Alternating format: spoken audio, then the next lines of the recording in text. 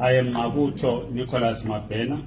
I'm the Secretary of the African Diaspora Forum and the Chairman of the Zimbabwe community in South Africa, representing holders of the Zimbabwe exemption permits. We are calling for, as we are going to make our submission in writing, we are calling for a permanent solution to holders of the Zimbabwe exemption permits. And our call for a permanent solution is based on the following, which I will summarize in 3 minutes.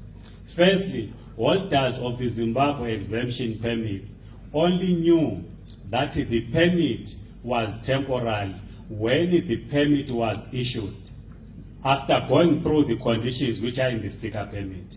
In the meetings that were held in 2010, this was not communicated.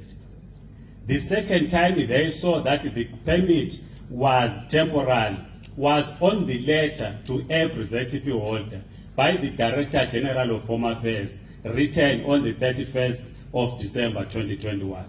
Now, on the 19th of September 2010, the then Minister of Home Affairs, Dr. Nkosazana Dlamini-Zuma, was quoted as saying, I quote briefly, "This process is aimed at ensuring you comply with South Africa's immigration laws, lead normal lives while ending your misery of living under constant fear of deportation. Simultaneously, we retaliate our commitment to extending amnesty to all those who possess fraudulent South African identity documents on condition they hand them back to Home Affairs regional offices in the country." Close quote.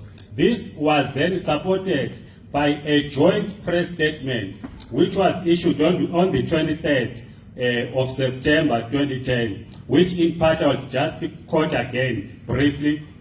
It says, "In this regard, the representatives of the organization herein mentioned, together with officials of the South African and the Zimbabwean governments, acknowledge that the majority of the Zimbabwean nationals living in South Africa are law-abiding citizens who wish to comply with the South Africa's immigration laws in line with the international practice and yearn to lead normal lives within the framework of the laws of South Africa."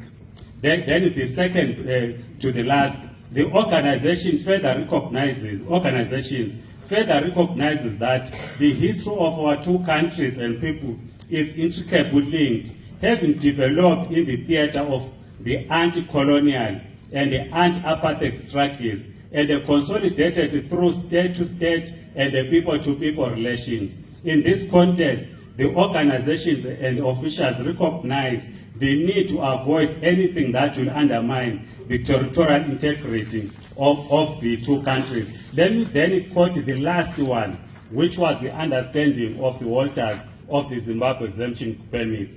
"We are convinced that Zimbabweans living in South Africa will indeed heed this call by their organization represented here and to take advantage of the genuine offer made by the South African government to document Zimbabweans living in South Africa.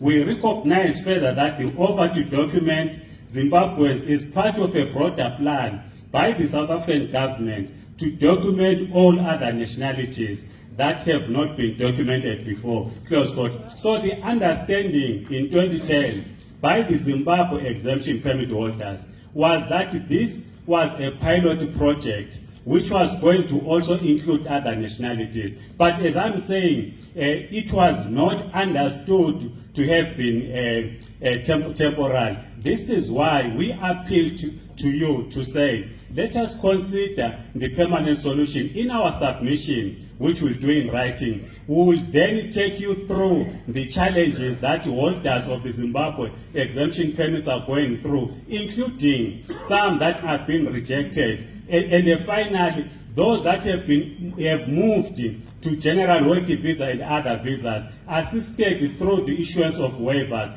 But after the expiry of those general work visas, they will then not have a waiver that will assist them to move forward, which in our view, we think they are going to be done. But we want to thank the South African government for the gesture that it did in 2010, and we then make our submission, which we hope that progressive South Africans and organizations are going to support it in the spirit of Ubuntu. I thank you so much.